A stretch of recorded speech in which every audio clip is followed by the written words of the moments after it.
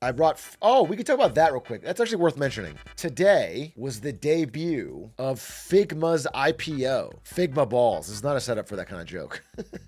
It is a competitor to Adobe, I guess. I mean, you can use it to collaboratively design things. This is probably like the InDesign competitor, but you can do Photoshop type stuff. You can do InDesign stuff. Anyway, Figma was a startup that built a better online collaborative design product than Adobe, where you could work with other designers remotely and make cool things. Adobe has a pretty shitty customer experience and is very expensive. And so Figma quickly gained a lot of supporters, a lot of fans, and it started to take off and do pretty well. And so Adobe, sensing a threat, put in like I want to say $20 billion offer. So there was a $20 billion acquisition that Adobe was going to have to buy Figma. But then my goat, Lena Khan, stopped it. This stopped the ability of Adobe to buy its leading competitor. And people said, oh, this is a disaster. Now Figma will never get paid. And they worked this hard, they're not going to get their money. But it turns out if you just give it a year or two, in this case, a little less than 2, Figma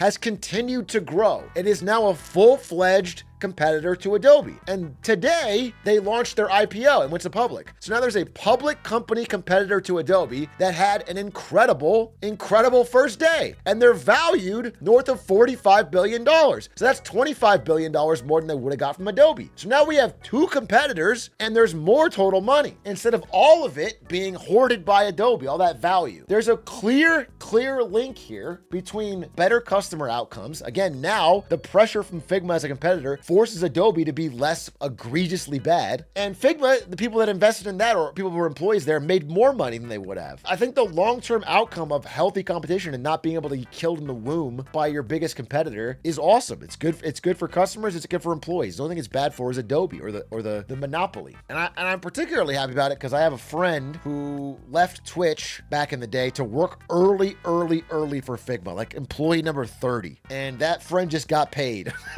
They just got paid a lot. They just had a day, dude. They just cashed in massive check. They were an early engineer at Figma and have been there through a lot of these tough times, through the bad day that they thought they weren't getting bought out and everyone was kind of sad, and now, so, good for them. But yeah, it's cool. This is the benefit of antitrust. In general, if the company is good enough to stand on its own 2 feet, then not letting them get bought out will lead to a real competitor. And Adobe, man, Adobe's been so egregious. Again, Adobe has a motherfucking canceling fee.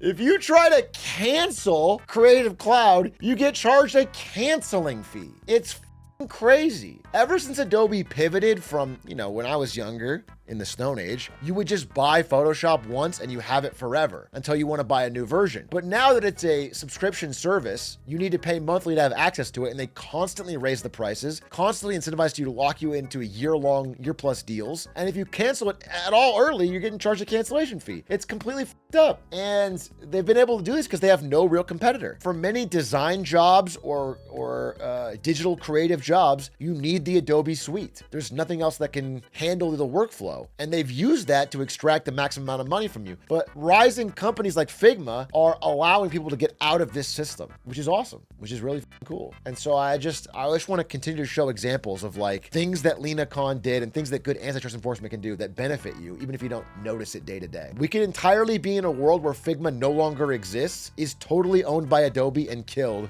and that's it. There's no competition. That could have been a world had they not stepped in. But Adobe is down 34% past year. That's a good thing. That's a good thing. Adobe going down reflects the market realizing they're not in a monopoly position. If they want to turn their stock around, you know what they have to do? Make a better product at a better price. Figma, what did it get up to today? Figma stock, Figma balls, dude. Dude, what?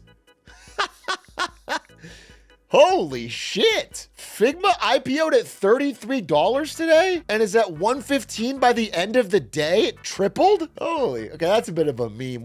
We are in a meme stock mania right now. I gotta be honest with you. Everything is Krispy Kreme and GoPro, and Figma might be like a meme pick a bit. People are getting into it, but they're a good company. I would like to see what are their earnings to justify a $47 billion market cap.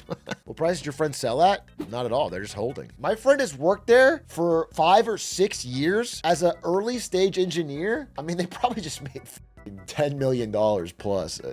Crazy, dude. They made some real money. They made some real money. If they dump it tomorrow, they're probably set. Figma's way bigger than people think. Yeah, Figma's huge. No, tons of people in creative industries use it because it's a good product. That's the thing. If you don't allow the monopoly leading company to kill its competitors as they're starting up, people will be like, hey, this lead product sucks. I'll make a better one. And they will make a better one. Eventually, Figma will get too dominant and someone will have to come up and make a new counter to Figma. And they'll try to buy their competitors. That's what they all do. You just have to have an FTC that works. You will get a better outcome. Let's build Ligma. Yeah, let's build Ligma to counter Figma. It's a really good point. I never thought about it like that. Norway, more like no way. Dude, you know how some countries have like tourism campaigns? Like you'll see an ad to like go visit Peru or something. We should have our government run anti-tourism campaigns for Norway. Norway, more like no way. And it's a guy like yawning, bore in front of the Norwegian flag. Boring. And we run them all over the world, not just in America. We have that in the Netherlands for anti-British tourism to Amsterdam. Wait, is that real? Here you have anti-tourism ads? Officials in the Dutch capital Amsterdam have launched a digital campaign to try to reduce the number of British tourists coming in search of drugs, sex and alcohol. Discouraging adverts like this one will target 18 to 35-year-old men in the UK. The messages are automatically triggered when search teams such as stag party, That's so funny. Search terms such as stag party, cheap hotel or pub crawl. So many chavs were going to the Netherlands and f***ing it up. They made ads stay away. Warning. I can't imagine. Let's say you're a f***ing soccer hooligan, 21 years old. You got your knife, your knife and your fish and chips, and you're a classic chav, dude. And then you're Googling Stag Weekend Amsterdam, and you see an ad that goes, don't come here. Are you really gonna click off? This is the type of person who wouldn't give one shit, dude. They probably want to go more. It's more rebellious. It feels like taunting. Yeah, it feels like almost like pushing you to do it. Oslo had an advertisement where it was like, Oslo's boring. Oslo. I wouldn't come here, to be honest. Oslo is just not, I mean, is it even a city? You know what I mean? Everything is just so available. You know, there's no exclusiveness. I gotta be honest with you, there's a disgusting lack of smog. I don't see a single Walmart. I don't see a parking lot. I don't see a freeway where you can get moving in your, this is disgusting. This is like such a backwards village. Live here? I feel like I'm looking at like a tribal village where they haven't discovered fire yet. Anyway, that's funny. That's really more of an ad though. Dublin, Ohio had an advertisement campaign where they offered free pints of Guinness to anyone from Dublin, Ireland. That's clever. I went to Dublin, Ireland, and everyone there wanted to talk about American football. And we went to a bar there and everyone had American football on. I'm not kidding. I don't know if it was like just a specific group, but they were watching American football a lot. Did you kiss the Blarney Stone? I don't even know what that is. Is that like Barney the dinosaur? Or is there something I'm missing? It's a famous stone located at the top of the Blarney Castle in Ireland. It's renowned for the tradition of kissing it. Hello. How are you doing? So if you lie back here now, it's the bottom stone then. Yeah, hold the 2 bars now. See the bottom stone? Oh my God. Very bottom. Oh my God. Slide down there if you can, yeah. That's it. Okay. Oh my God. I would not want to kiss that, bro. Millions of people kiss that? I assume, or hundreds of thousands of tourists? The herpes stone, bro. Is this guy gonna stop you if you start like really making out with it?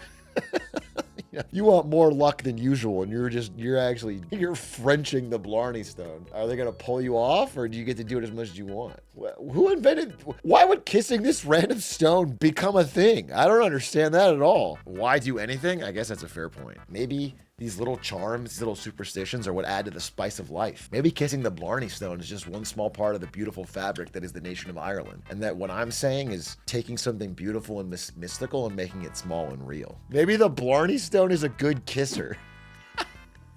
Some guy made up this whole tale because it's actually it's actually a great kisser. Kissing the Walmart door as a sign of respect to the States. If you come to LA, you could definitely kiss the 405 or something. I mean, you'll probably get run over, but you could do that, and that would be cool. Would you rather kiss the Blarney Stone or the Newfoundland mountained fish? I also know what that is. What is the point of kissing a fish in Newfoundland? It's a beautiful ritual that involves recitation and alcohol. Apparently, there's a complex ceremony of Canadian fish kissing where you get drunk and kiss a fish. Boy, We're sorely lacking in culture here. I was born in the wrong country. I see. You guys are missing your chance.